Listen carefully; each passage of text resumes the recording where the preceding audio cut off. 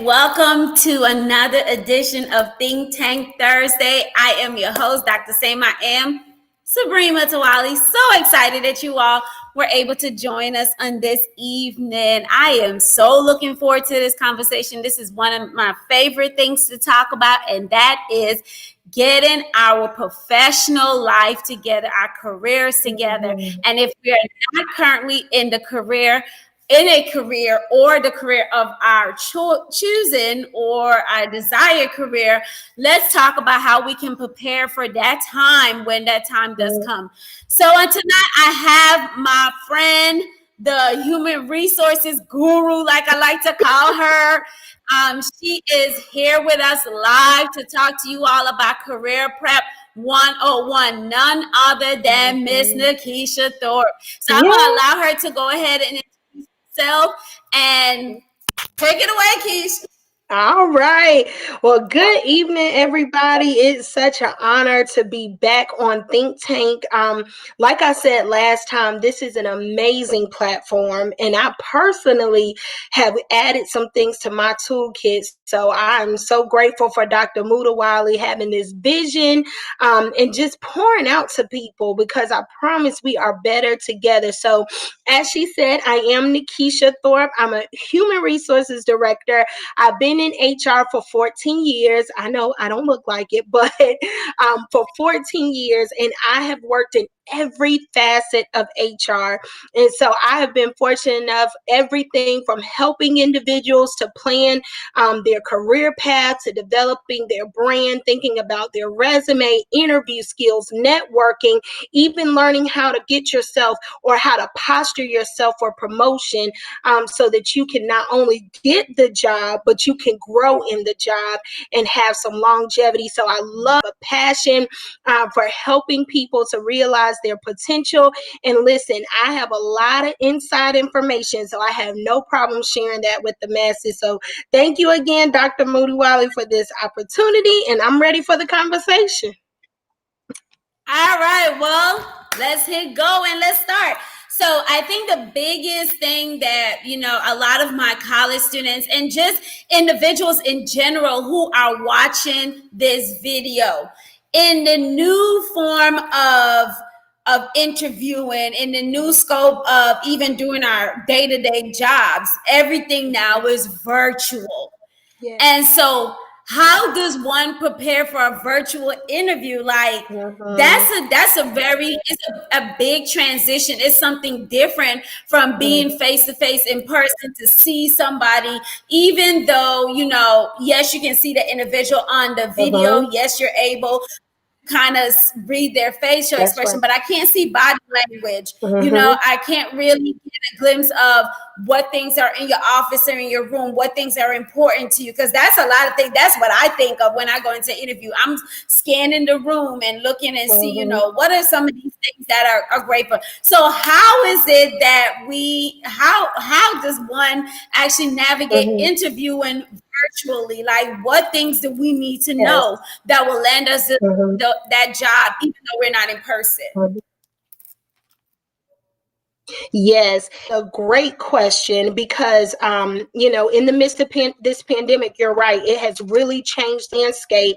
And so one of the things that I tell people is to act like you are in person. So the same preparation that you would use to prepare for an in-person interview, you should use for a virtual interview. So the first thing that I would say is make sure that you test your technology. It's okay to ask questions. So right now, there are so many different platforms. Of course, there's Zoom, there's WebEx, there's Microsoft Teams. I mean, there's so many different things that you can use. Skype is still around. And so definitely test the technology. If you want to test it with the recruiter, it's okay to say, hey, do you have 5 or 10 minutes so that I can test my connection? The other thing is sometimes you have to download software, or now you can, there's normally a temporary run option, but sometimes your computer recruiter will prompt you to try to download, and they do that because obviously Zoom, etc., they want you to continue to use those services, so they want you to download the app. The other thing, and I'm telling you from experience, y'all, over the last few months, 6 months now, all of the virtual interviews that I'm doing, everything that I'm sharing is because somebody did not do this, and so it did not make for a good interview experience. So number one, make sure that you test your connection. Number two, make sure that you dress to impress. So if you would dress in business casual for an in-person interview, do the same virtual interview. And listen, y'all have seen the memes and the videos where the top is professional, but the bottom is not. Listen, you never know. You never know when that camera might slip or what may happen. So be prepared. Not only that, but you feel good when you dress your best. It helps you to put your best foot forward mentally, right? It helps you to get in that frame of thinking to be a great interviewer. The third thing that I would say is make sure that you are in an environment with good lighting, that there's not a lot of background noise, making sure that we can see your face. So this is the thing, although you can use your phone, you want to make sure that it's propped up. So if you don't have some sort of stand that can allow us to see your entire face, then it makes it difficult, And so I have had interviews where, unfortunately, I was seeing it was like this. And so she was like, I'm so sorry. And I'm like, I get it. But, the whole time it's just like this. So, if you have a laptop or another device, then it does make it, again, easier. Making sure that you still have your reference materials handy. So your resume, your notes, all of that stuff. As a matter of fact, during a virtual interview, you can really have everything laid out before you, as a reference to help you with the interview questions. So those are really the top things that I would say in preparing for a virtual interview. The main thing is really just treating it just like you would an in-person interview, and knowing that this is your opportunity. Now, this is the other thing. You want to be mindful of your time as well. And so sometimes they'll give you a designated time for the interview. So again, just like you would arrive early for an in-person interview, arrive early for a virtual interview. You want to give that cushion in case there are technical difficulties. Then you can reach out to the recruiter in advance to say, hey, I'm trying to connect, I'm having difficulties. Because if we don't know and you show up late to an interview, even a virtual interview, then we don't know if there were difficulties. We're assuming that it's a tardy or a time management issue. So you definitely want to make sure that you put that cushion in there, just in case. So those are my nuggets for virtual interviews. But it's a very, very different experience, I know. And it's put a challenge for a lot of people, because even just being able to, and you hit on it, Dr. Mutawali, being able to be in person, you feel vibes from being in person with people that you can't always tell through video. And so it does make a difference. So this is the other thing that I would say is, as you advance down the interview process, then it's okay to ask your employer, I know that we're social distancing and things, but do you mind if I come do a quick office tour or a quick office visit, right? Because again, this is your time to assess this opportunity as much as it is for the employer to assess you as a candidate. And so if they don't offer that, then why not be the initiator? And that could be the thing that would set you apart. That's good. And I would have never thought about that, in doing not a virtual, but asking if you can do an in-person visit. Because most of the time you don't really do that until you actually receive the job, right? So it's offer. And so that is definitely something that is very interesting.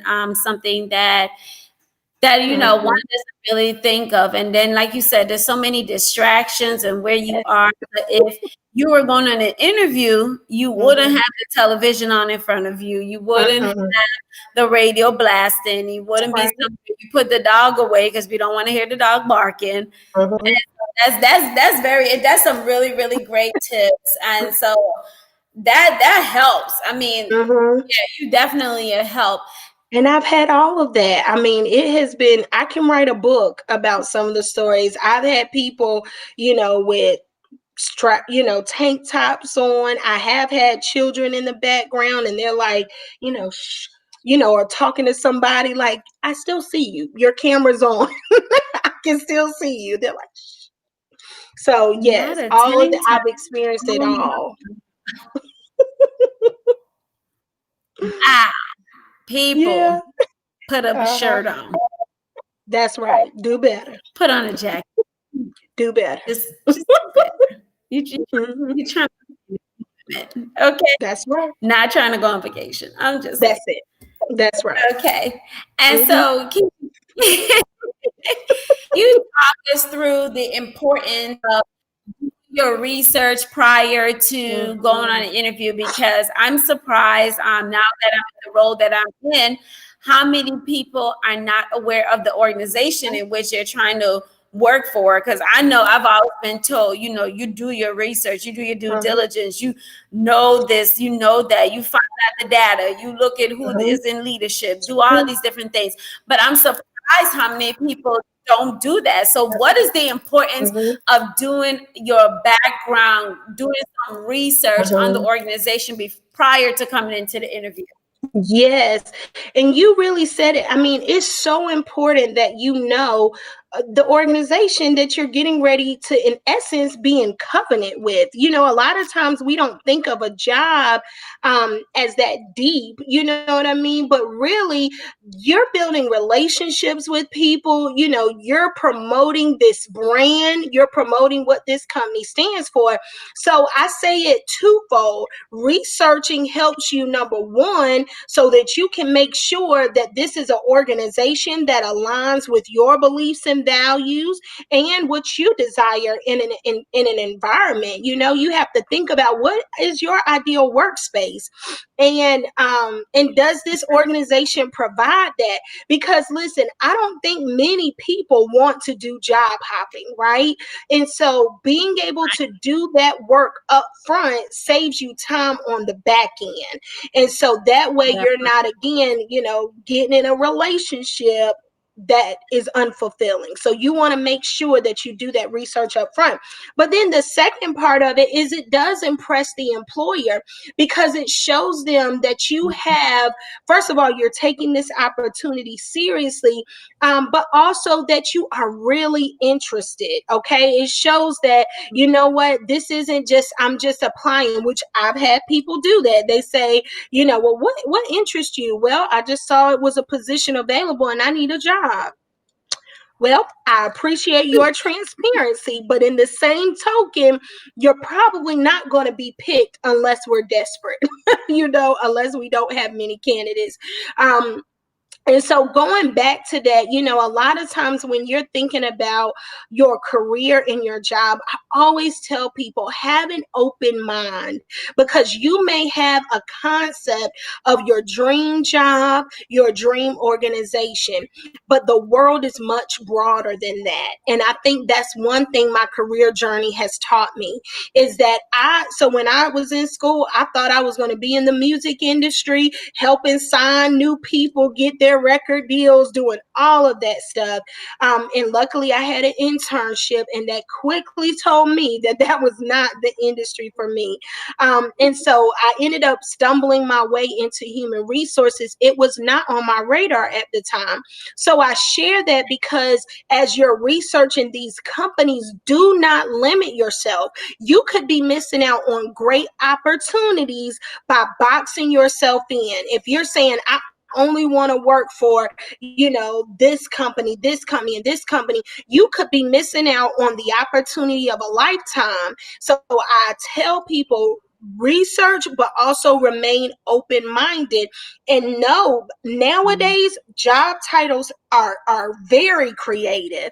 So what you may think is something, at this company, it could be called something else at another company. So part of researching is not only looking at the company, knowing their history, knowing their values, their mission, their vision, but also looking at their hierarchy, being familiar with their departments, with the products that they sell or the services they provide, knowing, looking at their financial reports. That information a lot of times is available on the internet, especially if they're a publicly traded company. So taking a look at their financials, assess if they're a stable company, assess if they're in growth mode or are they in a building mode, because all of that will be indicative of the experience you will have at that company. Now, the other thing is the job description. The job description. That is the most basic part of your research. If you do nothing else, know that job description in and out. It's so funny sometimes when people will show up for an interview and I'll say, well, tell me, what's your understanding of the position you're applying for? And they can't really articulate it. So then that makes me really question, then how do you know that you're a good fit for this position? How are you going to convince me to hire you if you don't even know the job you're applying for? Now, I've said this last time, when it comes to an interview, sometimes your nerves will get the best of you, and that's okay. But you can print out the job description, have it highlighted, and have that right there in front of you. You can print out your notes, okay? You can prepare for these questions in advance and have cheat sheets. No interviewer is going to count points off because you have a cheat sheet. Instead, I'm going to say this person is resourceful, this person is prepared, they took time to think ahead of time. So part of that research is also looking at that job description and thinking about your past and what examples specifically make you qualified for this position. When you look at those minimum qualifications, thinking about what are some examples of things that I've done, either past jobs, at school, being involved in different clubs and activities. It may be church, it may be family. There are so many things that you can pull from. So again, researching that company will allow you to provide examples that are relevant to that company. And so the last thing I'll say, and then I'll end this point, is that if you have a company that values philanthropy, for example, then one thing you may want to weave into your questions is, how have you participated in volunteer opportunities? What does philanthropy mean to you? And these are the nuggets. Now, you want to be a person of integrity, okay? So you don't want to make stuff up. If you're not volunteering, then don't say that in the interview, and that might not be the company for you, okay? But if you are a person who enjoys philanthropic activities, then that may say, you know what, one of the things that attracted me to your company are your philanthropic efforts. How can employees get involved here?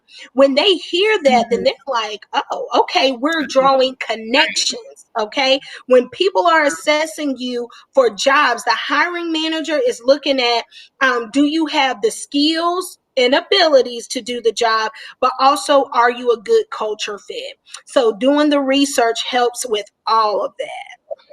Wow.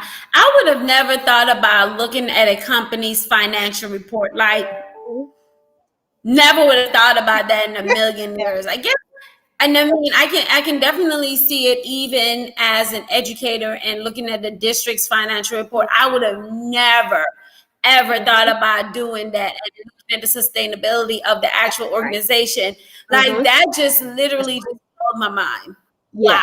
Wow. And you hit on something.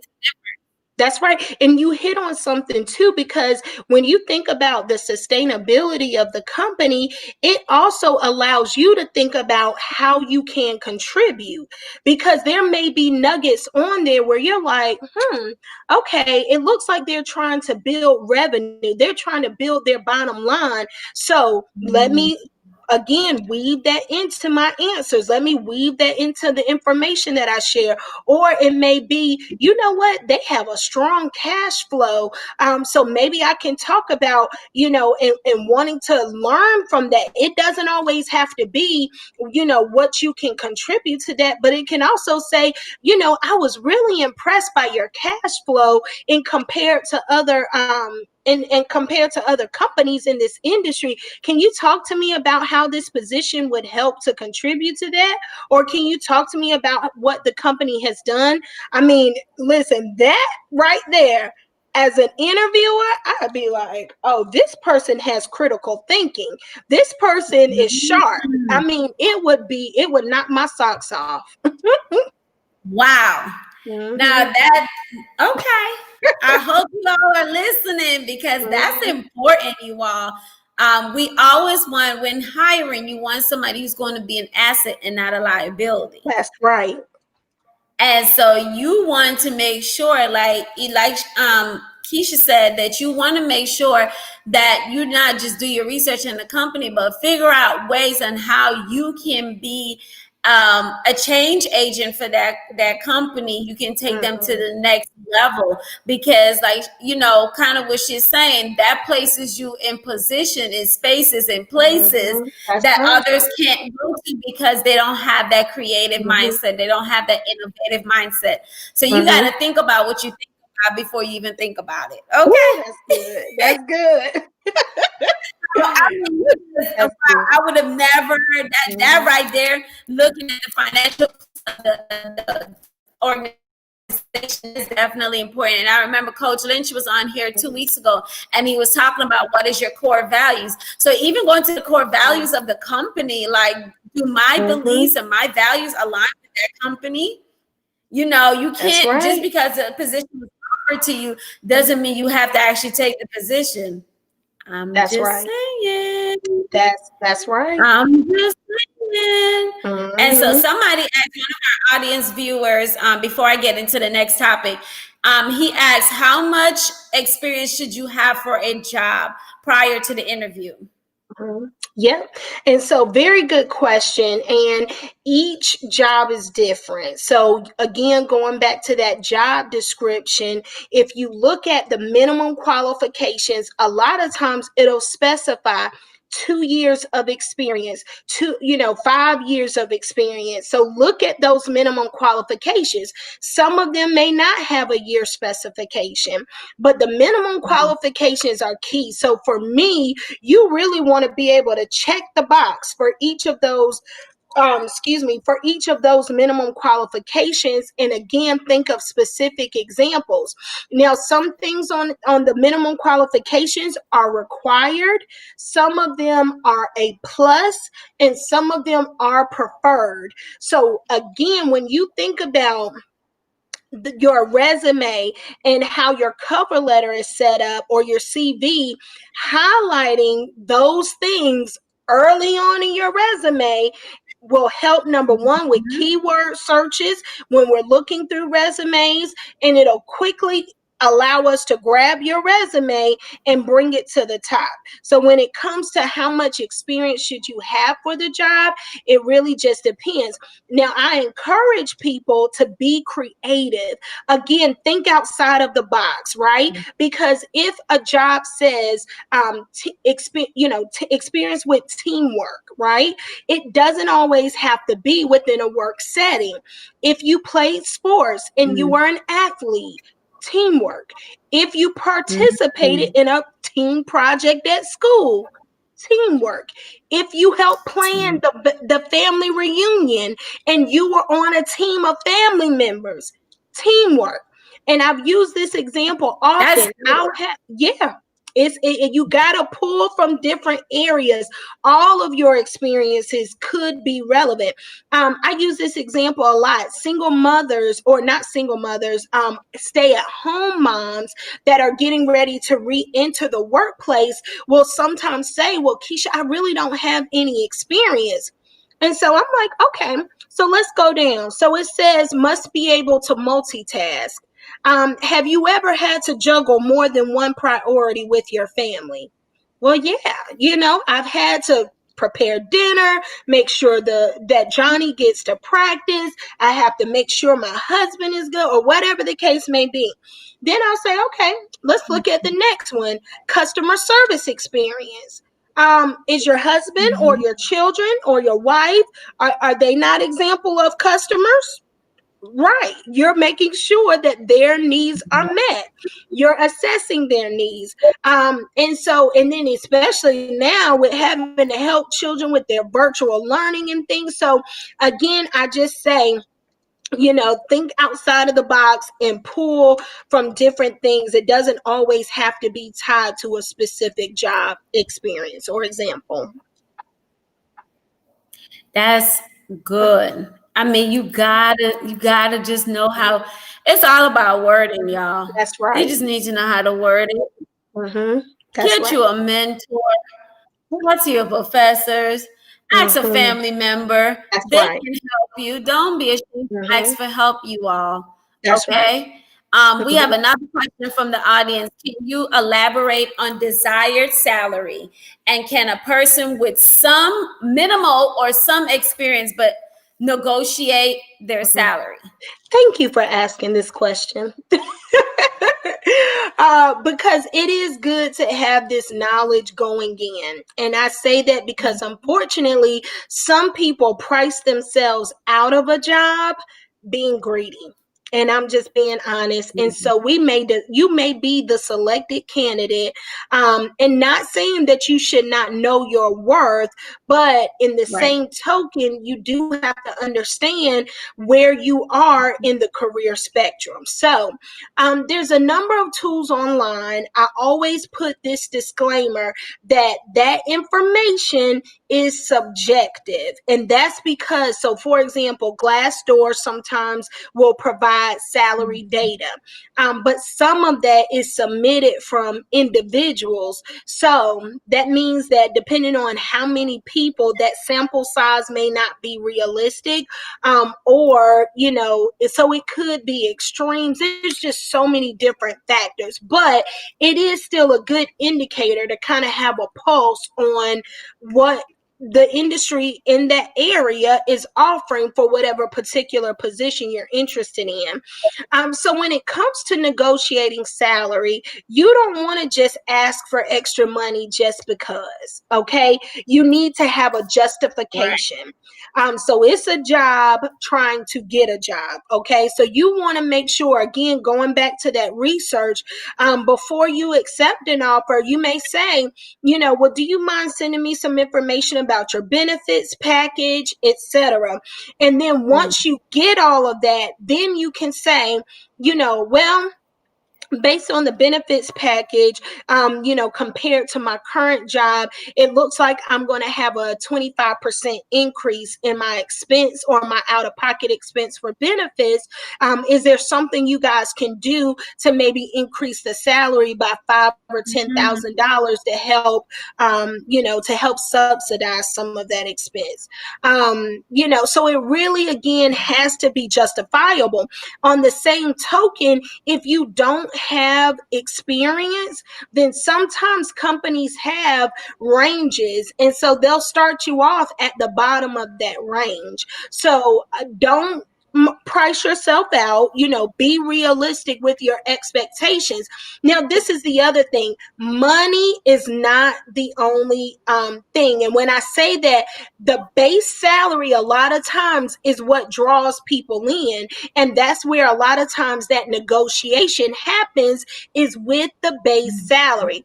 But there is so much more. So what we call it in human resources is total rewards. Okay. And so this is everything from your base salary, from bonuses, from your benefits, and any other perks or discounts that company may have. It also includes your vacation and sick time. So there's a lot of different things. Now, some companies offer even more perks, discounts, or free cell phone. They may subsidize your commute in some cities. They may offer you, travel. I mean, mean, when I tell you, companies are really creative.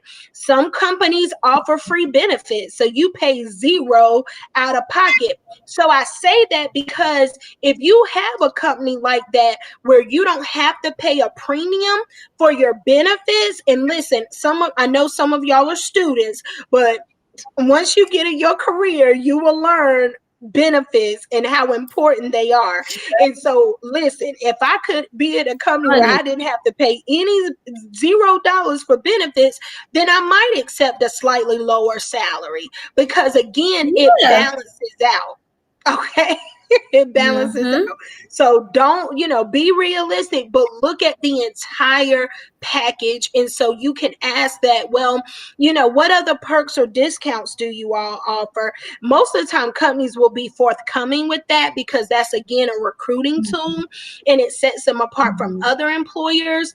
But yeah, those things are key when it comes to negotiating salary. And let me tell y'all, benefits is king, okay? Yeah. Benefits is king. Salary is cool, y'all, but the benefits and retirement, what are they offering for retirement? That's it. Because guess what? You're not going to work out for the rest of your life, and you don't want to. That's right. Unfortunately, some individuals have to, because they thought about the right now instead of planning for the future. That's right. And so that is one of the things I stress to my students. Like, that is great that they're offering you $100,000, but they're not offering you any benefits or a retirement package. Yeah. We have a major issue. We have a major, the physical these days is how much money? Child, I'll be looking at, honey, I'm grateful for my little copay, but honey, when I looked at the actual bill, I said, Lord, you did it again. You covered me again. That's it. But that is the truth. Yeah, because we're so bent about the right now. And that's unfortunate that we fail to plan for the future. And I know tomorrow's not guaranteed, but tomorrow's going to show up if tomorrow's not your expiration date. So you need to make sure that you plan for tomorrow and the day after. Okay? And so now that's a quote. Keish, we got to talk. Girl, oh my God, I'm going to tweet that.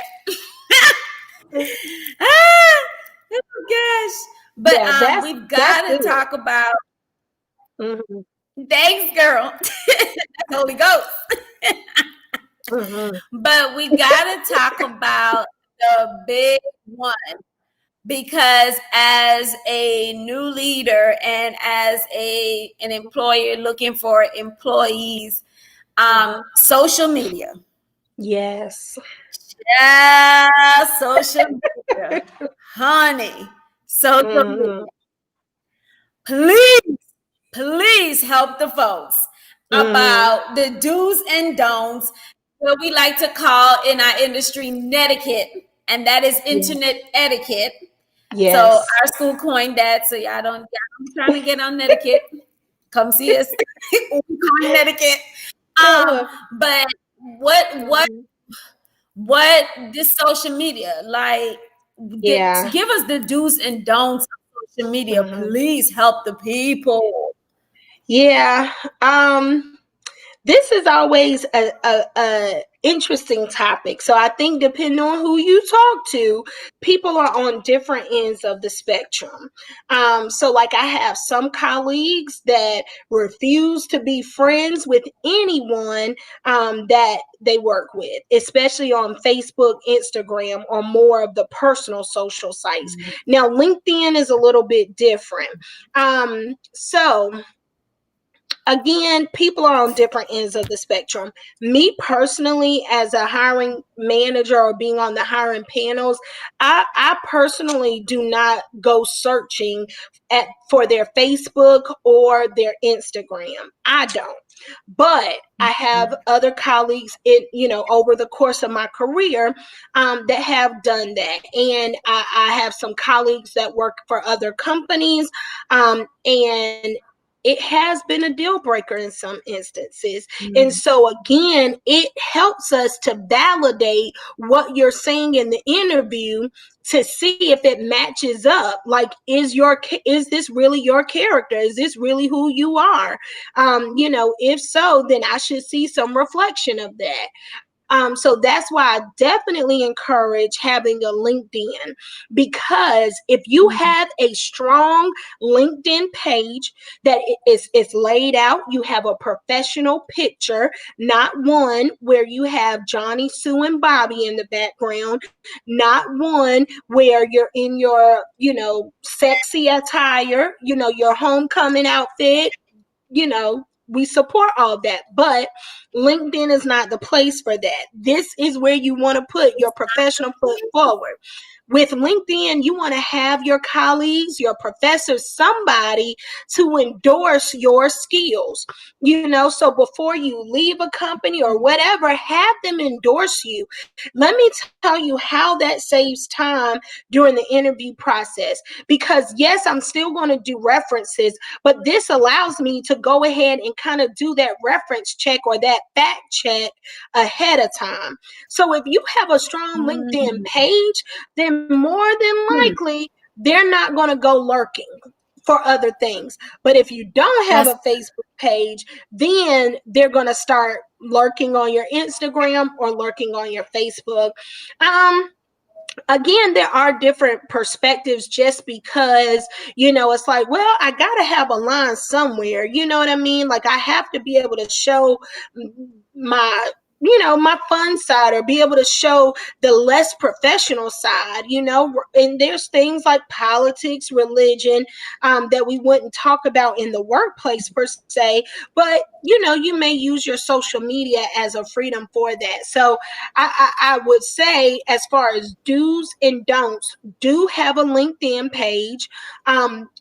Be mindful that whatever you post is discoverable. So whether you think, well, this is my private Facebook page, this is my private Instagram, Snapchat, or whatever, I should be able to do whatever I want. Just know that it is discoverable. See, this is the difference now. Being in an internet age, there are so many things that are at our fingertips. The other do make your page private. So that's the other thing. If you want to protect yourself, because there's things that you do want to exhibit from a freedom of speech standpoint on your personal social media that you would not want a potential employer to see, then make your page private. And then they wouldn't be able to see it. But I would just warn you to be mindful, because if I see you engaging in what looks like irresponsible behavior, smoking marijuana, being drunk out of your mind and putting that on your social media, and I get it. I was in college once, I've lived life, but there's a fine line between having that as something that could potentially last forever. You think you're deleting stuff off of social media, but you never know who has that and how it could come back to haunt you. So you want to be responsible with your social media platforms. And there's some things that just, especially when you're starting to look for a career. Now, this is the other thing. Nowadays, especially on Facebook, there's lots of different groups. And so you don't think about using Facebook to find a job. But Facebook is another platform now. LinkedIn, I used to apply for jobs on LinkedIn, but Facebook, they have professional groups that you can be a part of. Nurses, physical therapists, engineers, whatever it may be.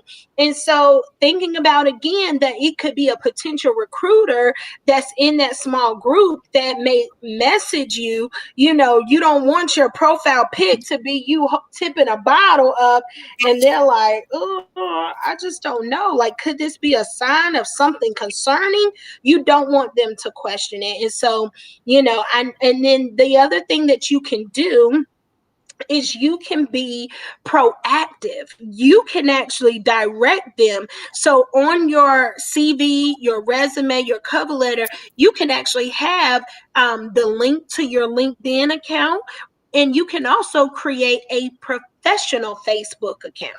So, nowadays you can have pages. So, like, I have my profile page on Facebook. I still kind of sell Mary Kay. And so I have my Mary Kay fan page. Why not create a fan page that's a professional page for yourself? Again, these are things, y'all, that creates your brand and separates you from other people. So if you put that, then now I'm clicking on these links and I'm satisfied. I don't need to look any further. I'm satisfied. That's good. That is so true, and that is so good. I can definitely just relate and second what she's saying about having those separate pages, because whether we like it or not, you all, first impression is everything. That's People right. judge us by the way we look, regardless of whether we want to, don't judge a book by its cover. It happens. It It does. happens. The first thing when you look at me, you see me. That's right. You don't see how intelligent I am. You don't see the degrees. You don't see the accolades, all that other stuff. You see me as a person. And so when you look at a picture, you're just seeing that person. That's and right. so like she said, when the advice that what she stated, I went and made my private page like extremely private, because people do look you up. That's I work right. in the field of education. Guess what? Parents look me up. Students look me up. The teachers look me up. Administrators look me up. So you have to be very mindful of what you post. Whereas my Instagram, it is public because it's my branding page. But even then, even when I do post private things, I'm conscientious of what it is. Okay, and so you just want to be make sure that you have. That's right. You keep it separate. I told you I cannot agree with Keisha anymore. I am one of those people who will look you up. Yeah. I am. I'm just one of those individuals. I will Google you, okay? and whatever comes up, I will go through and I will read. Yeah. If an article comes up about you, like I did to somebody today, I'm going to read it, okay? That's right. And so, you just want to make sure, because that's the world we're living in now. There's no limitation on what you can find. We have limitless access to information at our fingertips. At a drop of a dime, we can find out something. So just be mindful. Really, really do be mindful. Absolutely. Yeah. So Keisha, my last question for you before we transition out, and I don't see any more audience questions. So can you provide us with some do's and don'ts as far as attire is concerned? Because we know the old school women, you're supposed to wear pantyhose and don't wear any other colors, gray, navy blue, black, or brown. Solid colors, no dangling earrings, no makeup, and well, if you wear makeup, just foundation, just going in as a plain Jane. Okay. That's right. How is fashion change as far as professionalism is concerned? Yes, Sabrina. It really is. Sorry, Dr. Budwali. But it really is. But it really has shifted. So it goes back to what we were talking about before about researching the company, right? So I've worked for a number of fashion companies in my past. And so the attire for us, we're looking at, do you have a love for fashion? Now, we don't want you being couture on the interview, okay? So I don't want you coming in there with an avant-garde outfit, but a splash of color, a red blazer, pink blazer, yellow blazer, all of that stuff is appropriate. You still want to make sure that you're neat. And listen, it's always good to ask, right? It's always good to ask that recruiter, what is the business attire there? Because it may be a company where, if you're in the medical industry, which now I work in the medical industry, which is very different. And so I've had them say, well, do you mind if I come in my scrubs, especially if they're going to be shadowing? And yes, that is appropriate, because I get it. You don't want to, depending on the environment, you may not want to have your street clothes on.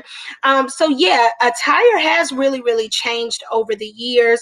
And I think, your recruiters will tell you, they'll let you know what's expected of that company. Even thinking about your, making sure that you're not showing a lot of cleavage, that your skirts or pants are not too tight. And this is for men and women, right?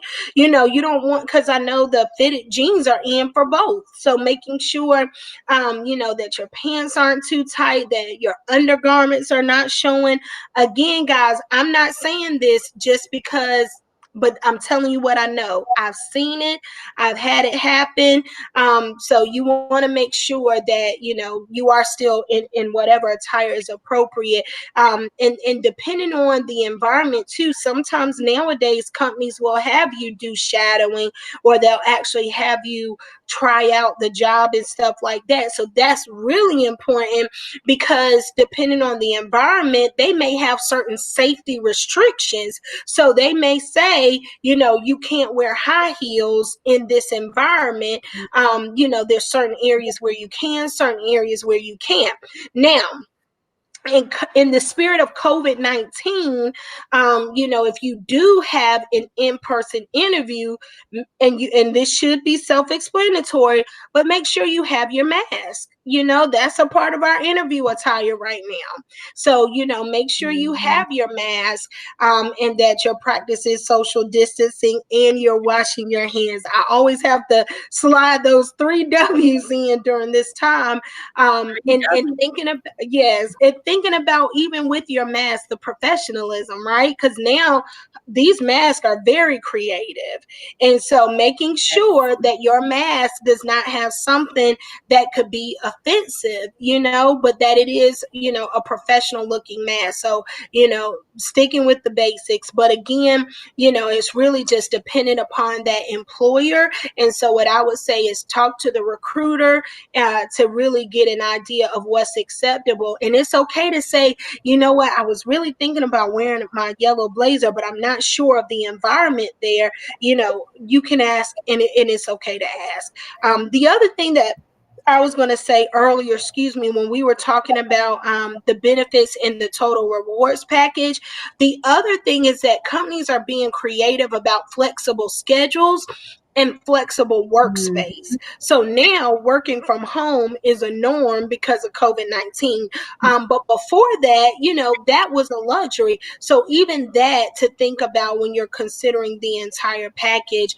Some companies now have really, really cool workspaces. So they may have an open format where there's different cubes, but they have different spaces. So if you want to work outside, if you want to work in a area, then they have, if you want to work in a glass office, you can. So I'm telling you, all of that matters. So don't shoot yourself on missing a good opportunity. And the flex schedule, some of them will allow you, to choose your schedule, or to have flexibility to have a start time between 8 and 10, and you can pick. And then, so just thinking about all of that. And I could go on and on and on. And that's really good, because I would have never thought about even the actual workspace. I know a great example, and you can find it, is Google. Like, That's right. They're building, oh my God, right. It is just like, absolutely. It's just so, it makes you excited about going to work. And it's not just the job that you're doing, but the actual environment. And that matters. That matters. And so my students, we've talked about environmental wellness. What you Mm, surrounding, that's part of the eighth form of wellness. So environment, that's a big part. So I mhm. have a question here, the same question, actually, two different individuals asked the same question, and they said, what is your advice on tattoos in the workplace? So one asked, should you cover the tattoos? The other person asked, advice on tattoos in the workplace. Yep, another good question. And I think that it really, again, depends on the environment. So, times that I was interviewing for more relaxed environments. And so sometimes tattoos would be exposed during the interview. But really, the main thing about tattoos is knowing yourself. So if you know that you have something that could be seemingly offensive, now you know kind of what those things are. And so if you are in doubt, then just go ahead and cover it up. It's best to, and then you can again ask them, do they have any policies against tattoos or anything like that? Most companies now are very open to that, and so a lot of times I haven't in my 14 years heard anybody say, oh, they have tattoos. That's not professional. I'm not going to hire them. Now, thinking about the nature of the job that you're applying for and your future. So if you have your eyes on being a leader in a company, now if you're an entrepreneur, that's a whole nother ball game.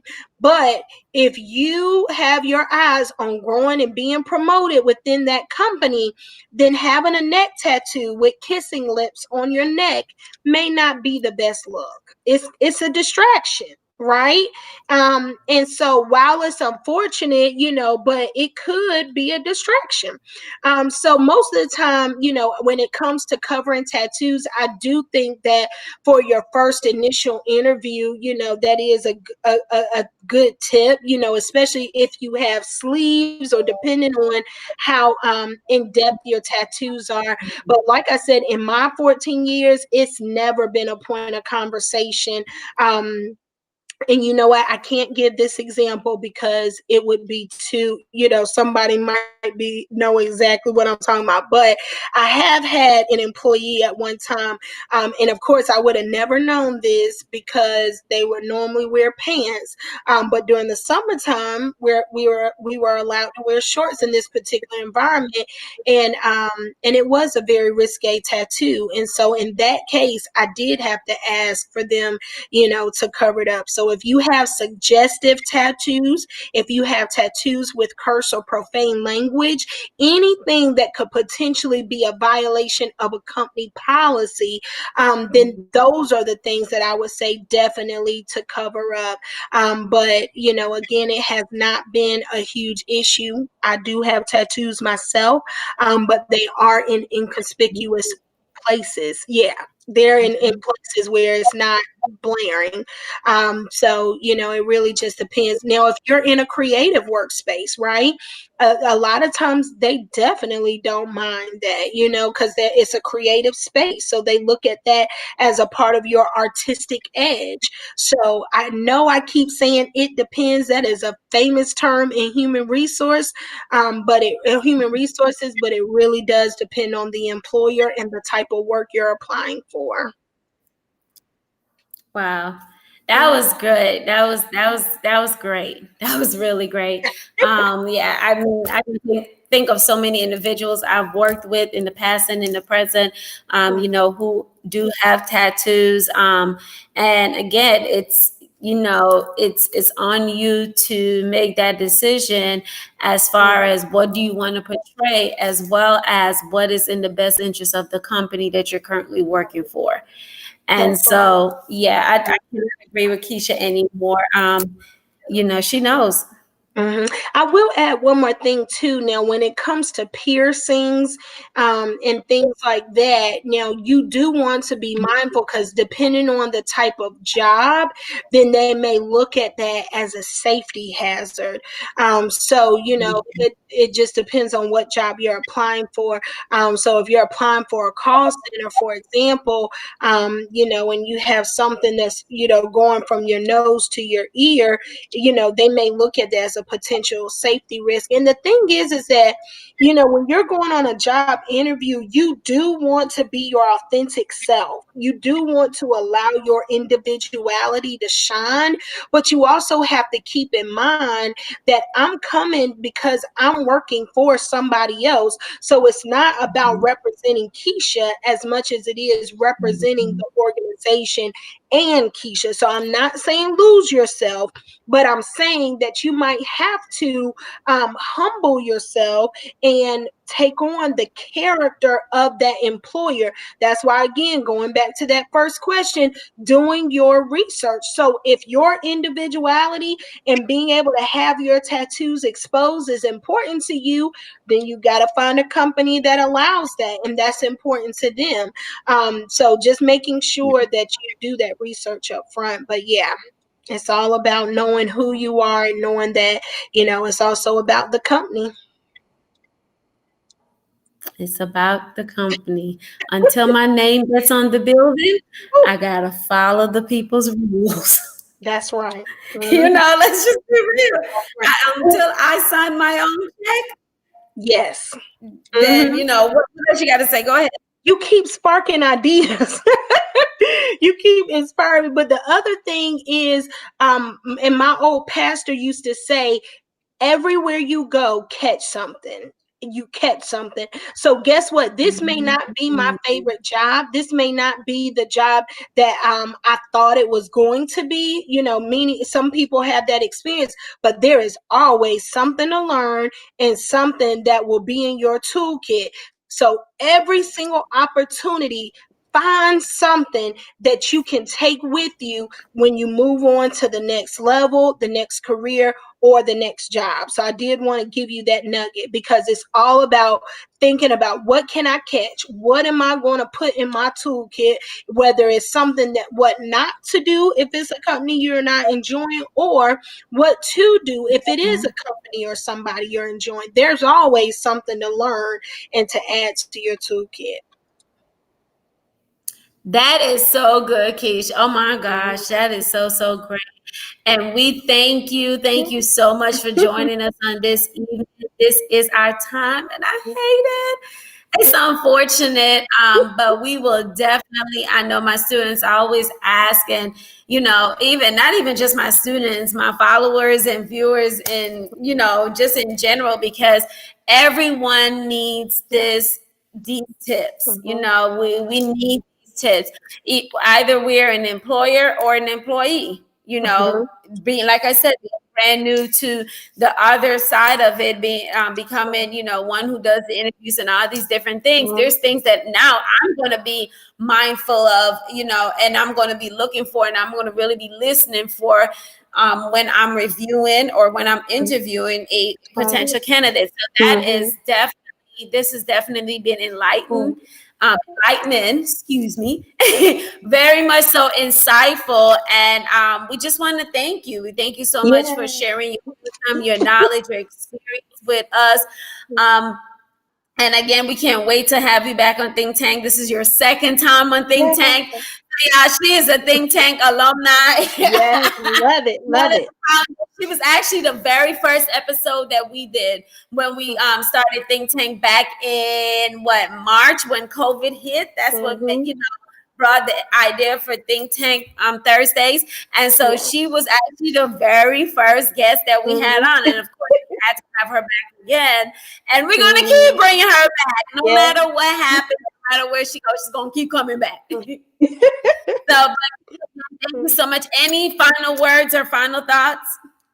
No, just be great, people. Listen, you got one life to live. You have a legacy that you are getting ready to create. So be great. Wherever you are, you represent you represent your family, and depending on your spiritual beliefs, you represent God. So be great in everything that you do. Don't shrink back for anybody, because guess what? You're a game changer, and someone's life is going to be better because of you. So remember, every single place that you go, determine that I'm going to make a positive impact. I'm going to make a positive change. You're going to know. What did they say? Veni, vidi, vici, or whatever that Latin term is. I came, I went, and I conquered. And I know I butchered that, but you know the concept. So make sure that you conquer at every level and that they know. You don't want people like, "Whoo, I'm so glad she's gone." No, you want people to be crying and begging you to stay.